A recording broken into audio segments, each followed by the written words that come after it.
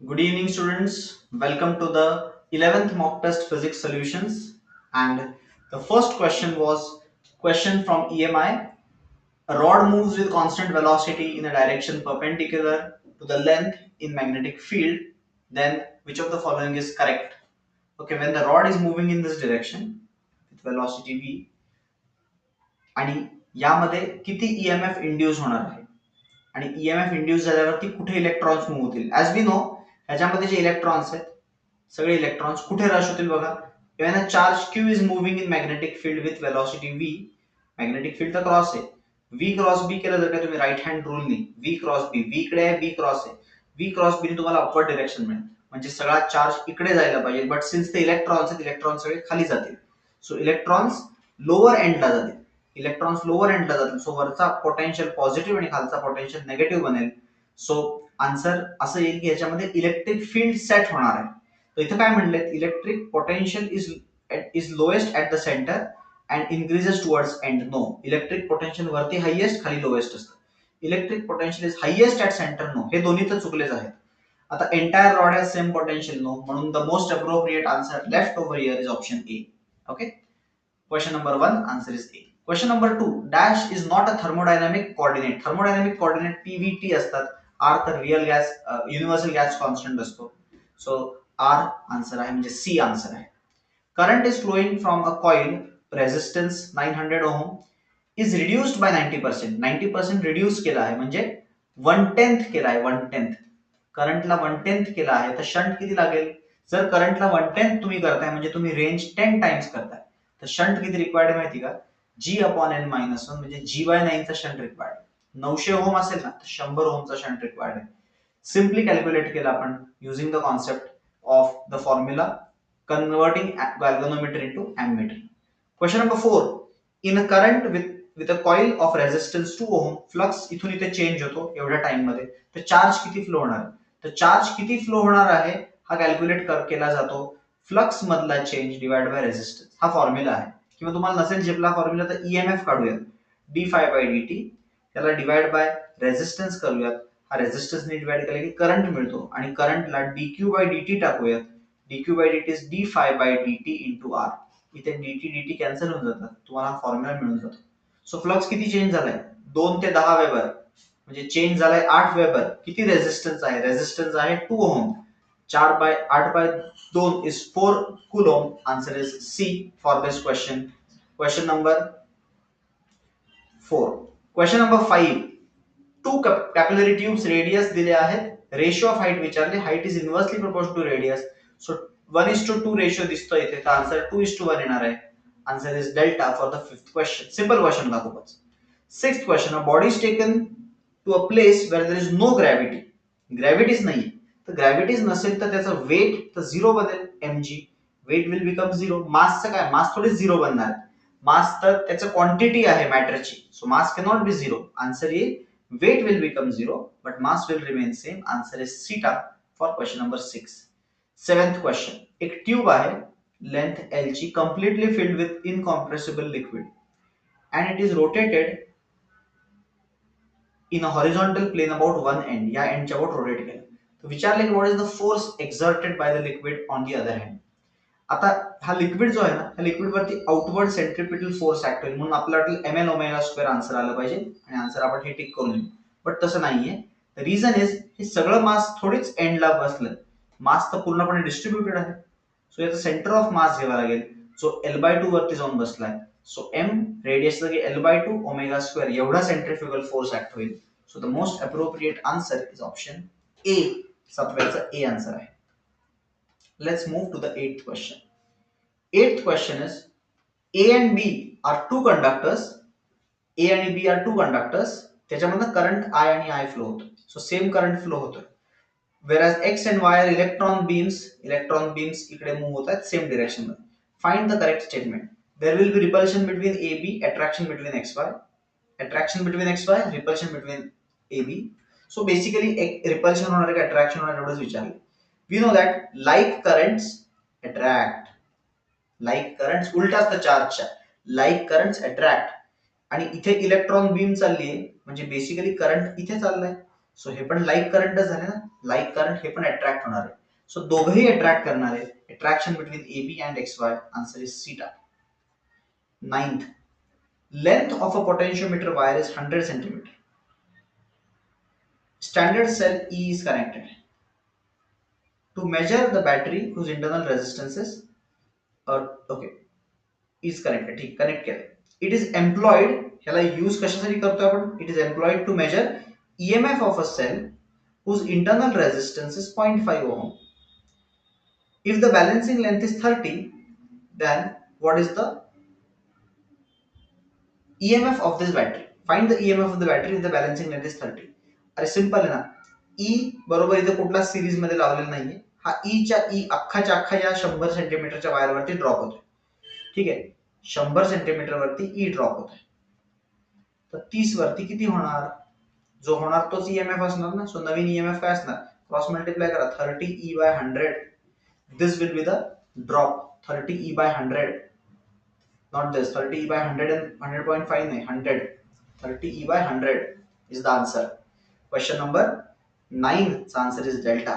जेवढा ड्रॉप झालाय प्रपोर्शनल असतो. 10th question, YDSC मध्ये wavelength of light used is doubled. Lambda double केला. Distance between two slits is half. So what is the result on x? X is equal to lambda d by d. Wavelength is doubled, this is made half, so 4 पट होणार, 4 पट 4 times, खालचा 2 वरती जाणार. So 10th answer is delta. 11, thermodynamic system undergoes cyclic process, then the work done is. बघा, आपल्याला माहिती आहे क्लॉकवाइज वर्क डन पॉझिटिव्ह असतं, anti clockwise work done negative असतं.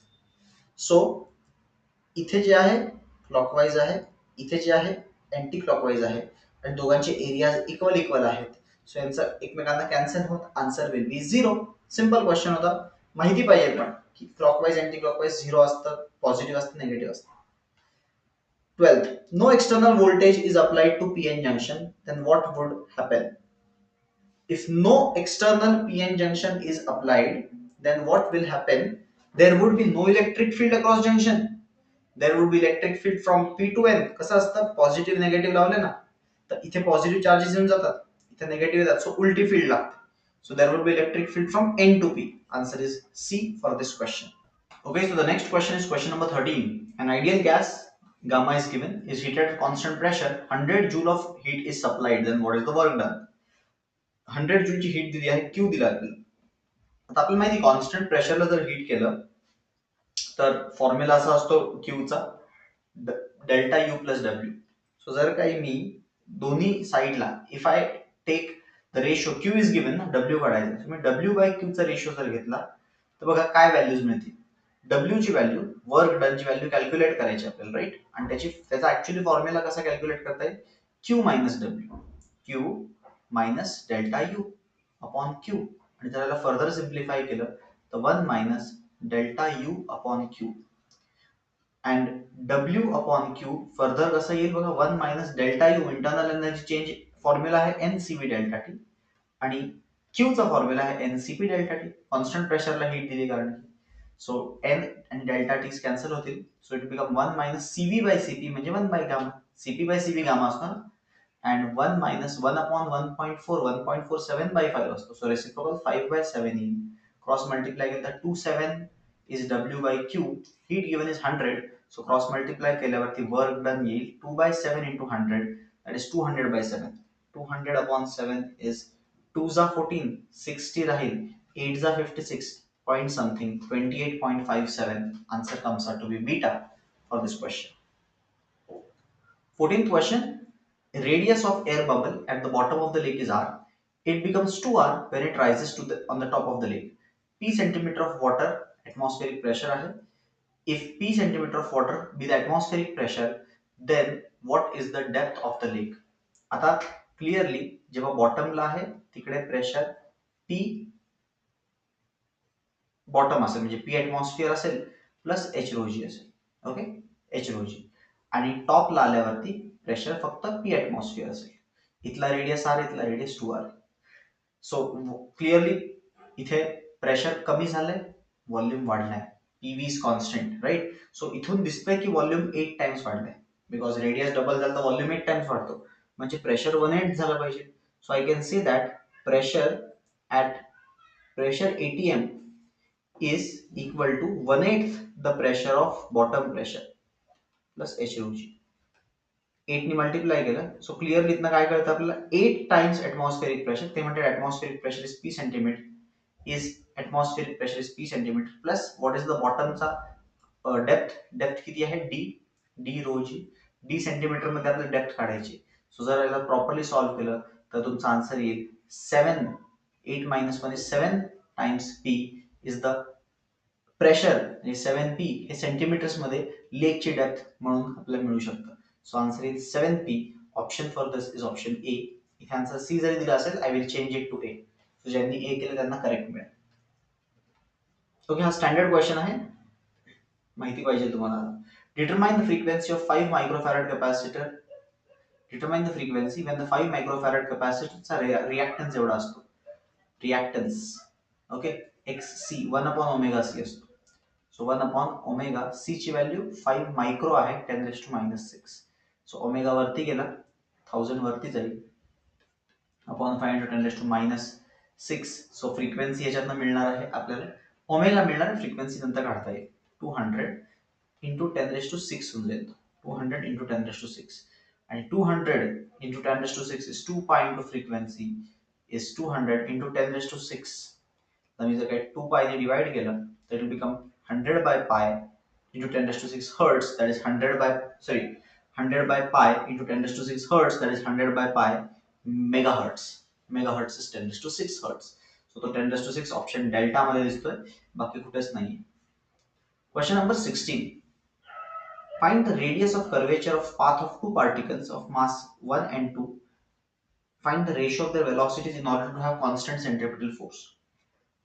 Okay, find the radius of curvature. When the radius of curvature is in the ratio 1:2, radius of curvature 1:2 मध्ये आहे. Find the velocity ratios if they have same centripetal force. Mass same आहे, centripetal force same आहे. So centripetal force चा formula असतो mv²/r. Clearly mass आणि centripetal force same आहे. So velocity square आणि radius मध्ये डायरेक्ट रिलेशन आहे. So वेलॉसिटीचा रूट रेडियस बरोबर रिलेशन आहे. सो वेलॉसिटीचा रेशियो येईल radius of 1 upon radius of 2 चा रूट, म्हणजे 1/2 चा root. Answer is A. Proportionality काढायची होती. When 10⁻⁶ drops coalesce recombine to form a large drop. 10⁻⁶ drops जेव्हा एका ड्रॉप मध्ये कन्वर्ट होतात ना, तर सरफेस एरिया कमी होऊन जातो. सरफेस एरिया कमी झाली की एनर्जी रिलीज होते. एनर्जी रिलीज होणार आहे, सरफेस एरिया कमी झालाय, जो सरफेस एनर्जी रिलीज होणार आहे. सो एनर्जी लिबरेट होईल. एनर्जी लिबरेट झाल्यावरती टेम्परेचर त्याचं इन्क्रीज मध्ये, म्हणजे बेसिकली ती हीट जी आहे ती टेम्परेचर मध्ये कन्वर्ट होईल अँड एनर्जी रिलीज झाल्यामुळे it will hit the drop. Basically temperature will slightly increase. 18th, certain mass of gas 27,273 Kelvin is expanded to 81 times the volume under the adiabatic condition. 81 times volume. What is the final temperature? Tv raised to gamma minus 1 is constant for adiabatic process. So T1 V1 raised to gamma minus 1 is T2 V2 raised to gamma minus 1. आता आधीचा volume, आधीचं temperature काय? 273. आधीचा volume काय आहे? V. आता त्याला काय म्हणतात ते, it is expanded 81 times. So 81 V झाला. आपल्याला फायनल टेम्परेचर माहित नाही, T2 काढायचं आहे. सो गामाची व्हॅल्यू 1.25 आहे. 1.25 मायनस 1 केलं तर 273 V raise to 0.25 is T2.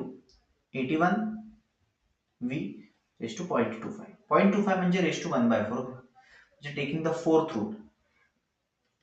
So काय होईल ते T2 81 चा फोर्थ रूट आणि V चा फोर्थ रूट.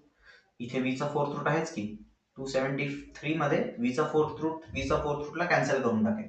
सो 81 चा फोर्थ रूट काय येईल? 81 चा स्क्वेअर रूट 9 असतो, त्याचा परत स्क्वेअर रूट काढला की फोर्थ रूट मिळतो. सो स्क्वेअर रूटचा स्क्वेअर रूट 3 येणार आहे. सो 3 ने डिवाइड करा. 273 is T2 into 3. 3 ने डिवाइड केलं तर 273 upon 3 is equal to 3 9 जा 27 plus 1 91 केल्विन आन्सर असलं पाहिजे. 91 केल्विन ऑप्शन मध्ये नाहीये, बट डिग्री सेल्सिअस मध्ये कन्वर्ट केलं तर -273 करावं लागेल. -273 केलं तर -182°C असा आन्सर येत आहे. 18th answer is C. Let's move to the 19th question. Simple harmonic motion दोन एसएचएम ऍड करायचे तर वी नो दॅट एक साइन असेल एक कॉस असेल तर सिम्पली पायथागोरस थिअरमने ऍड होतात. 3² 4² आन्सर इज 5. एक साइन एक कॉस म्हणजे फेज डिफरन्स 90 डिग्रीचा. 90 डिग्रीचा फेज डिफरन्स म्हणजे रिझल्टंटच्या फॉर्म्युला टाकला तर cos 90 0 होऊन जातो. सो a1² + a2² राहतं. That's it. Very simple. A coil of AC has 1000 turns एवढा area rotating in magnetic field एवढी with angular velocity 60 watt at it is found that at certain position the current becomes zero. Estimate the flux in the coil. आता बघा flux आणि current मध्ये काय relation आहे. We know that rate of change of flux causes EMF आणि flux ज्यावेळेस change होतो तर त्याच्यात लॉजिक असं आहे की जर आपण फॉर्म्युला बघितला तर फ्लक्सचा फॉर्म्युला असतो N A B cos theta. A आणि बी मध्ये अँगल असतो theta. The flux passing through any coil is this where phi is the angle between area vector and magnetic field. But EMF जेव्हा काढायचा असतो तेव्हा आपल्याला derivative घ्यावा लागतो आणि सिन्स ही कॉइल रोटेट होती अँग्युलर स्पीडनी सो हा बनणार आहे omega T. And when you will take derivative d phi by dt, so this cos will no longer remain cos, it will become sin omega t into omega. Constant बाहेर येतो derivative काढल्यावर. So sine मध्ये clearly it tells us that हा EMF when current zero, current will be zero. जेव्हा EMF zero असेल तेव्हा current zero असेल. And when current and EMF will be zero, sine omega T will also be zero. Means this angle will become how much? The angle in this will become zero. But याच 0 डिग्रीला जेव्हा angle 0 होणार तेव्हा EMF 0 होणार किंवा current 0 होणार आहे. But याच अँगलला मात्र फ्लक्स मॅक्सिमम असणार आहे. सो बेसिकली ज्यावेळेस करंट, असं लक्षात ठेवा, करंट जेव्हा 0 असतो तेव्हा फ्लक्स मॅक्सिमम असतो, फ्लक्स मॅक्सिमम असतो तेव्हा करंट 0 असतो. उलट current 0 flux maximum, current maximum flux 0. इथे विचारले करंट 0 असताना फ्लक्स काय असेल? मॅक्सिमम असेल. किती मॅक्सिमम पॉसिबल फ्लक्स आहे? N A B. कॉस घ्यायची गरज नाही, कॉस 0 असतो. So 1000 into 2 into 0.2. So answer 400 येणार आहे. 0.4 into 1000 is 400. 200 चं 20 चं A. 21. Tube which is open at both ends and tube which is closed at one end, then they have, otherwise they are identical. What is the ratio of fundamental frequency? V by 2L, V by 4L. झालं 2:1. Answer is 2:1. Because VV cancel, LL cancel. हा 4 एकदम वर जाईल. 4/2 is 2/1. 22. Three charges of magnitude q are kept on the equilateral triangle चे vertices. तुम्हाला विचारले calculate the electrostatic force on a charge kept at center. Centre वरती charge जर काय ठेवला तर सिमेट्री प्रमाणे सगळेच सगळ्यांना ढकलतील आणि नेट फोर्स ऑब्व्हियसली 0 येणार आहे. सो कॉमन सेन्सचा क्वेश्चन इथे सॉल्व्ह ही करायची गरज नाहीये. आन्सर 0 येणार आहे. सिमेट्रीमुळे सगळे फोर्सेस एकमेकांना कॅन्सल करतील. So answer for 22nd is option delta. Photoelectric threshold wavelength एवढी आहे. Then what is the work function? hc by lambda naught. आणि आपल्याला माहिती आहे शॉर्टकट जर अँगस्ट्रॉम युनिट मध्ये असेल तर 12400 upon 6600 and electron volt. 2 zero गेले. ह्याचं ऑलमोस्ट डबलच्या जवळपास आहे. सो हे ऑलमोस्ट डबल म्हणजे 2 च्या जवळपास आन्सर येईल. आन्सर बीटा येणार आहे. बाकीचे उत्तर खूप दूर दूर आहेत. ठीक आहे. हा तर शक्यच नाही. तर व्होल्ट मध्ये, इलेक्ट्रॉन व्होल्ट मध्ये answer is beta. 24. Magnetization of a bar magnet of length and area म्हणजे व्हॉल्यूम मिळाला. किती मिळाला? 10 सेंटीमीटर क्यूब आणि magnetic moment 1 ampere metre square. So magnetization किती मिळेल? Magnetic moment divided by volume. But तो सेंटीमीटर क्यूबचा मीटर क्यूब मध्ये करावा लागेल. 10⁻⁻⁶. सो आन्सर 10⁻⁻⁶ वरती गेले +6 अपॉन 10, 10⁵ आन्सर येणार आहे. Answer is delta. Intensity of magnetization और मॅग्नेटायझेशनचा formula. Question number 25. A particle performs SHM of frequency f. Remember, जर पार्टिकल f फ्रिक्वेन्सीने ऑसिलेट होत असेल तर त्याची kinetic energy and potential energy हे 2f फ्रिक्वेन्सीने ऑसिलेट होतात. कारण की ते एकाच सायकल मध्ये दोनदा 0 to maximum 0 to maximum होतात. That is the reason. So remember, this is very important concept. Kinetic and potential energy varies twice the frequency of SHM. 25th answer is beta. 26th. Radius of orbit of electron is this much, speed is this much. What is the current in the loop because of motion of electron? इलेक्ट्रॉनचा current किती असतो. आता करंटचा formula असतो charge upon time आणि time असतो distance upon speed. Charge तर 1.6 10 to minus 19 आहे, इंटू ही वेलॉसिटी वरती जाईल 2 into 10 to 6 divide by 2 pi into radius 0.5 आहे. अँगस्ट्रॉम म्हणजे 10 to minus 10. -10 -19 ला कॅन्सल करून -9 करेल, -9 6 ला -3 करेल, म्हणजे हा मिली मध्ये निघून जाईल. मिली. आता राहिलेले सॉल्व्ह करेल. 0.5 आणि 2 कॅन्सल गेला. 1.6 इंटू 2 3.2 असतो. 3.2 अपॉन पाय, पाय पण ऑलमोस्ट 3.14 असतो. सो हा आणि हा पण गेला. सो 1 राहिला. 1 मिली अँपियर राहिला आन्सर. डेल्टा कॅल्क्युलेशन केले की आन्सर मिळेल delta. This is how current in orbit is calculated. 27. Half life of a substance is 3.8 days. Its quantity is एवढे gram. How much substance will remain after 19 days? आता number 19 जो दिलाय ना तो clearly observe केला, त्याचे 5 cycles आहेत. प्रत्येक सायकलला हाफ होणार आहे. सो 5 सायकल नंतर 1/2⁵ म्हणजे 1/32 होणार आहे. सो 10.38 ग्रॅमचा आता 32 नी डिवाइड केल्यावरती एवढा ग्रॅम राहील. सो याला सॉल्व्ह केलं तर आन्सर काय एक्सपेक्टेड आहे. हे जर का तुम्ही डिवाइड केलं तर 0.396 ना, 3 सो 0.3 मध्ये आन्सर असलं पाहिजे.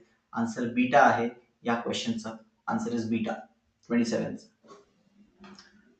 Okay, next question is question number 28. A ball is released from height h meter.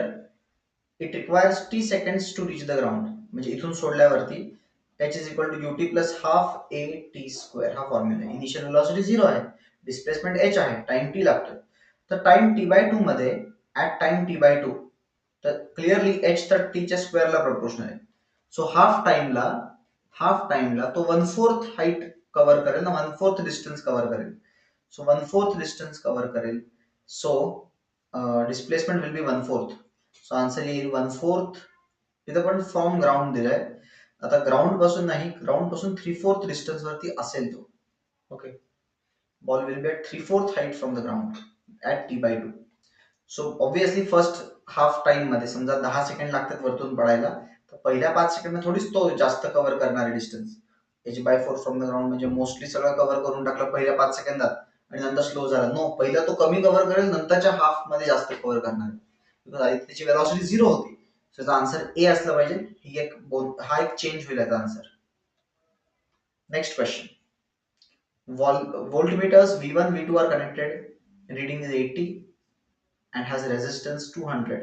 V2चा resistance is 32 kilo ohm. What is the value of line voltage? Line व्होल्टेजची व्हॅल्यू काय आहे. आता रेझिस्टन्स दिले आहेत का त्यांचे.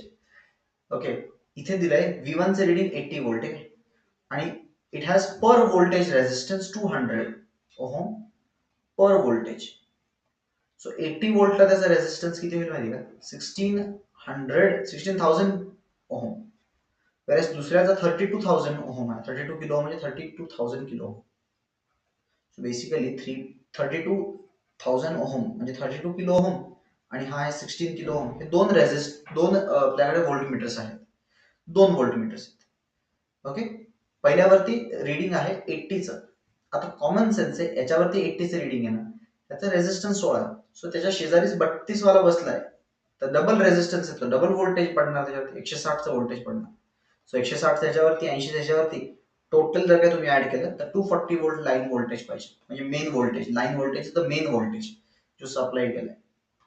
29 नंतर 30. A sphere is suspended with the help of thread. Determine the minimum velocity so that it will reach the height. Okay, so हे आपण बघितलं आहे. इथे √5gr दिलं तर तो जस्ट सर्क्युलर मोशन कम्प्लीट करतो VCM मध्ये. तसे तर √2gr दिलं तर तो जस्ट इथपर्यंत पोहोचतो. √2gr is that value. So answer is beta for question number 30. 31. Sodium light is used in YDSC. It is replaced by red light. Sodium light is yellow. Yellow ला replace केलं red ने, म्हणजे wavelength वाढवली तर fringe width will also increase. Answer is A, directly proportional. A proton is placed in the point in the electric field. The acceleration will be, force calculate करा, QE and divide by mass करा. Charge is 1.6 10 raised to minus 19. Electric field is 10 raised to 3. Mass is 1.6 10 raised to minus, sorry, charge बरोबर लिहिलाय मी. Mass is 1.6 10 raised to minus 27. So इथे 1.6 जाणार आहे. So 10⁻⁻27 वर जाणार आहे, plus 27 होणार आहे. 10⁻27 आणि 3 30 होतात. 30 - 19 is 11. So answer is 8. 10⁻11 is the value of acceleration of proton. Heat is conducted at the rate Q/T दिलाय, Q/80 दिलाय. इनफॅक्ट एवढ्या रेटनी कंडक्ट होती. ठीक आहे. Calculate the temperature gradient. K ची व्हॅल्यू दिलेली आहे. टेम्परेचर ग्रेडियंट काढायचं. फॉर्म्युला असतो के, ए तर इथे असतो, खाली घेतो delta theta by N. This is temperature gradient. Temperature gradient काय येईल? Q/80 500 calorie per metre square second divided by K ची value 100 calorie per metre. So if you solve it you will get 5 degree Celsius. Unit degree Celsius आहे, per metre unit metre आहे. So answer is beta for this question. हा कंडक्शनचा question होता. Q/80 is A K delta theta by N. या फॉर्म्युलावरती based ए खाली गेला, delta theta by N म्हणजे temperature gradient विचारलं आहे, के ची व्हॅल्यू दिली आहे. Solve, substitute and get the answer. 34. A circular disc is rotating with omega. A person is standing at the edge of the disc, walks towards the center, and which of the following correct about the angular velocity? जसं तो person towards the centre move होईल ना, त्या पूर्ण डिस्कचा moment of inertia drop होईल. At the same time omega will increase. So answer आहे की omega is going to increase. Law of conservation of angular momentum clearly. 35. A body of mass m rises to height h is equal to r by 4 from the earth's surface. If g is the acceleration due to gravity, then determine the increase in potential energy. On the surface minus gmm by r, and at height h is equal to r by 4, formula r by 5, sorry, gm minus gmm by r plus h. So r plus r by 5 is 6 r by 5. So that is 5 by 6 gmm by r. So change जर का विचारला तर it is 1/6 gmm by r. 1/6 gmm by r change, which is 1/6 mg. Sorry, इथे आपल्याला in terms of H काढायचे. बरोबर, M G R असं येईल. 1/6 gmm by r म्हणजे मी r ने मल्टिप्लाय डिवाइड केलं तर विल गेट 1/6 mgr. आणि since it is given h is r by 5, r can be replaced as 5h. So इथे टाकलं तर 5/6 mgh is the answer. Option is beta. Correct answer beta आहे याचं, त्या क्वेश्चनचं. चेंज इन पोटेन्शियल एनर्जी काढली. Potential energy ही initial आहे, potential energy ही final आहे. Difference काढला आहे मी, आणि डिफरन्सला इन टर्म्स ऑफ एच लिहिलंय. एच च्या टर्म्स मध्ये उत्तर होते म्हणून. Question number 36. A constant force of 20 Newton is applied on a body of mass 10 kg kept on a smooth horizontal surface. What will be the increase in kinetic energy if this body starts from rest and covers 5 meter? 5 metre cover केलं distance rest पासून, 20 न्यूटनचा force act होत असेल तर वर्कचा formula असतो force into displacement. किती न्यूटनचा force act होतोय? 20. किती displacement साठी? 5. Answer is 100 joule. 100 जूल एवढे वर्क होईल, आणि वर्क एनर्जी थिअरम प्रमाणे कायनेटिक एनर्जी 100 जूल वाढेल. फॉल्स स्टेटमेंट मार्क करा. False statement. Wavelength is 100 centimetre, तर एक्स बाय लॅम्बडा असतो. बरोबर. Amplitude is 4 centimetre. येस, इथे सेंटीमीटर्स मध्ये दिले. फ्रिक्वेन्सी इज 50, तर टाइम पिरियड इज एवढा. So frequency should be 50. Propagation velocity is 50 into 10⁻³ n lambda. 50 n आहे, लॅम्बडा आहे 100. सो 5000 आलं पाहिजे उत्तर. यांनी 5000 नाही 50,000 दिले. सो डेल्टाच रॉंग आहे. Calculation wise it is wrong. 37 चा answer is delta. 38. How internal image is formed in compound microscope. Compound microscope मध्ये सगळ्यात पहिलं फर्स्ट इमेज जे बनतं ना ते मॅग्निफाईड असतं आणि इन्व्हर्टेड असतं, आणि ते रिअल असतं. मॅग्निफाईड, इन्व्हर्टेड आणि रिअल. मॅग्निफाईड, इन्व्हर्टेड आणि रिअल. मॅग्निफाईड, इन्व्हर्टेड आणि रिअल. आणि नंतर सेकंड मुळे मॅग्निफाईड असतो, इरेक्ट असतो आणि व्हर्च्युअल असतो. सेकंड मुळे. फर्स्ट मुळे मॅग्निफाईड, इन्व्हर्टेड आणि रिअल पण असतं. थोडासा knowledge based. 39. 3 microfarad, 4 microfarad, 2 microfarad. 3,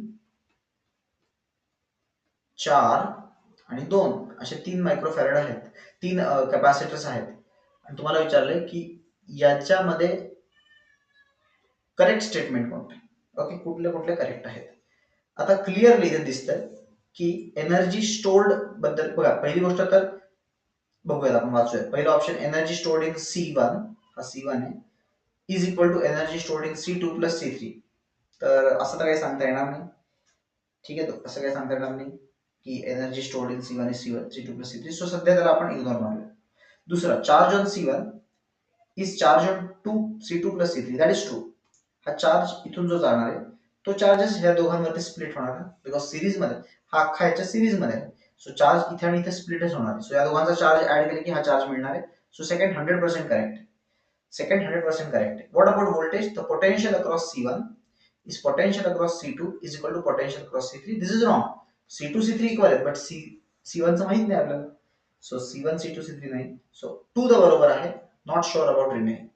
So आता ऑप्शन्स जे आहेत ना 1 2 1 3 2 फिक्स बरोबर आहे. सो एक तर 2 ओनली किंवा 1 आणि 2. आता 1 आणि 2 मध्ये एनर्जीचा सीन आहे. एनर्जीचा सीन आहे. What will happen? Energy of 2 आणि एनर्जी ऑफ 3 ऍड केली की एनर्जी ऑफ हे मिळणार आहे का? तर इथे तुम्हाला ह्याचा कॅपॅसिटन्स 3 आहे. दोघांना मिळून बघा ना, दोघांचं मिळून 6 आहे. 6 आहे, बट या दोघांचं कॅपॅसिटन्स इंडिव्हिज्युअली एनर्जीज ऍड केले C1 plus energy of C2 plus energy of C3 तर एनर्जी ऑफ C1 मिळणार आहे का? आता एनर्जी अशी डिस्ट्रीब्यूट होत नाही नॉर्मली. इथे डिस्ट्रीब्यूट फक्त चार्जेस होतात. सो इथे मोस्ट अप्रोप्रिएट ऑप्शन सी वाटतोय and C is the correct choice. Yes, इथे एनर्जी कॅल्क्युलेट करून बघितली तरी मॅच नाही होणार आहे. करेक्ट ऑप्शन जो आहे that is option C only 2. Circular loop has radius 5, current एवढा, magnetic moment is NIA, number of turns 1, current is 0.1 and area is pi r square, 25 into 10 raised to minus 4. So 2.5 pi into 10 raised to minus 4, pi ची value 3.14 टाकली तर 7 point something into 10 raised to minus 4. Option is A for 40. 41. Energy of electron is this much, angular momentum किती असेल? आता clearly हा second orbit आहे. Second orbit मध्ये angular momentum असतो NH/2 आहे. NS2 आहे सेकंड ऑर्बिटचा. So angular momentum will be H by pi. 6.62 into 10 raised to minus 34 upon 3.14. So clearly 2 point something into 10 raised to minus 34. Beta answer. 41 चा beta. 42. RMS वेलॉसिटीचं साऊंडच्या velocity बरोबर काय relation? RMS velocity under root 3RT by m naught असतं. whereas साऊंडची velocity under root gamma RT by m naught असते. So relation एवढंच आहे, velocity RMS upon velocity sound is root 3 by gamma. So velocity of sound पलीकडे गेला तर answer येईल under root 3 by gamma velocity of sound. Option is C. Question number 42. 43. In the figure represents rectangular coil ABCD rotates in anti-clockwise with uniform angular velocity. The axis of rotation of the coil as well as magnetic field are horizontal. Induced EMF would be maximum. आता हे मगाशीच discuss केलं. EMF maximum induce होतो जेव्हा flux minimum flow होतो. Minimum आणि flux minimum कधी flow होईल? जेव्हा कॉईल हॉरिझॉन्टल होऊन जाईल फील्डला. ओके, रोटेट करून कॉईल हॉरिझॉन्टल होऊन जाईल फील्ड मध्ये. So flux will be minimum, EMF induced will be maximum. So answer is option delta. 44. 10 tuning forks are arranged in increasing order such that two nearest produce 4 bits. Highest frequency is twice the lowest. So हा n असेल पहिला n1, तर n2 काय असेल n plus 4, n3 काय असेल n plus 8. असं करत करत n10 काय असेल n plus 9 into 4 36. आणि ते म्हणतात last tuning fork is twice that of first. So clearly फर्स्टच मिळून गेला 36. फर्स्ट 36 वाला ऑप्शन बीच आहे फक्त.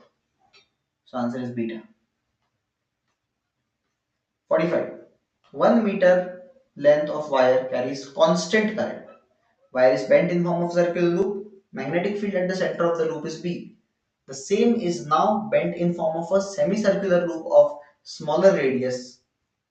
In form of circular loop of smaller radius but 4 turns. Then magnetic field at the center will be. Remember, एक wire ज्यावेळेस आपण एका लूप मध्ये कन्वर्ट करतो आणि मॅग्नेटिक फील्ड बी असेल, तीच वायर ओपन करून आपण 4 लूप मध्ये कन्वर्ट केलं तर मॅग्नेटिक फील्ड n स्क्वेअरला प्रपोर्शनल असते. सो जर तुम्ही नंबर ऑफ टर्न्स 4 पट करता तर फील्ड 16 पट होणार. Answer is delta. सिंपल लक्षात ठेवा लॉजिक. एकच वायरला एका लूप मध्ये कन्वर्ट केलं फील्ड बी आहे, 4 लूप मध्ये केलं तर n स्क्वेअर डायरेक्टली 16 पट फील्ड होऊन जाईल. बिकॉज या प्रोसेस मध्ये n पट वाढतो आणि रेडियस पण कमी होतो. देअरफॉर हेल्पच करतात. It becomes 16 times. 46. Orbital acceleration of electron orbital acceleration म्हणजे व्ही स्क्वेअर बाय आर वाला ऍक्सेलरेशन. आणि as we know the formula V square by R हा व्हॅल्यू काढायची आपल्याला. व्ही स्क्वेअर बाय आर ची व्हॅल्यू काय असेल आपल्याला माहिती आहे, second M V R is N H upon 2 pi. So याच्यातनं V जर काय उचलला तर एन एच अपॉन 2 पाय एम आर इथे टाकला, सेंट्रिपेटल ऍक्सेलरेशन काय मिळेल N square H square upon 4 pi square M square R square आणि खालचा R makes it R cube. N square H square upon 4 pi square M square R cube असं option आहे, option delta. कारण की इथे पण मला वाटलं पण इथे वरती पण 4 आहे, वरती 4 नाही गरज. So answer is delta for question number 46. 47. A body is displaced 2 meter at an angle of 60 degree. 10 Newton is the force. Work done is Fs cos theta. 10 into 2 into cos 60 is half. Answer is 10 joule. Very simple question. हा question कुठला तो work energy किंवा work Newton's laws of motion मध्ये last year मध्ये एकदम basic लेवलचा question आहे. दोन स्टार एमिट करतात एवढ्या दोन वेव्हलेंथ, रेशो ऑफ टेम्परेचर काय असेल. क्लिअरली लॅम्बडा मॅक्स ला इन्व्हर्सली प्रोपोर्शनल आहे. सो 4800 वर्षे वरती 3400, 3600 खाली. सो ह्याचा येईल टेबल मध्ये 12 4 जा 12 3 जा. Answer is 4:3. Option is a 48 चा. 49. स्टेशनरी वेव्हचं इक्वेशन दिलंय ते म्हणतात दोन अँटीनोड, दोन नोड मध्ये काय डिस्टन्स आहे. सो हा एक्स वाला टर्म आहे, त्याला मी के एक्स बरोबर इक्वेट करतो. कशाबरोबर के एक्स बरोबर pi X by 3 is equal to K X which is 2 pi by lambda. Pi pi गेला, पाय पाय गेला, एक्स एक्स लिहायची गरज नव्हती, फक्त एक्स चा coefficient pi by 3 was equated with K. K is 2 pi by lambda, pi pi गेला, lambda become 6. So lambda by 2 will be 3. So 3 centimetre दोन नोड मधले distance. And the last question, 50th question is the gates वाला question. तुम्हाला विचारलंय for from this truth table it can be seen that to produce high output we must value of choose the value of x and y in what. इथे आपल्याला 1 पाहिजे, इथे 1 पाहिजे तर not, म्हणजे इथे उत्तराच्या आधी 0 आलं पाहिजे. आणि 0 येण्यासाठी दोन्ही 0 असणं गरजेचं आहे, तरच 0 येऊ शकतो. तर हा नॉटनी 1 होईल, हा दोन्ही 0 येणं गरजेचं आहे. हा 0 येतोय म्हणजे इथं दोन्ही 0 पाहिजे तरच ऑरला 0 येऊ शकतो. आणि हा 0 असण्यासाठी इथं हा 1 असला पाहिजे आणि हा 0 असला पाहिजे. येस, इकडचा मॅटरच नाही करत, आन्सर असला पाहिजे 1 and 0. Option is beta.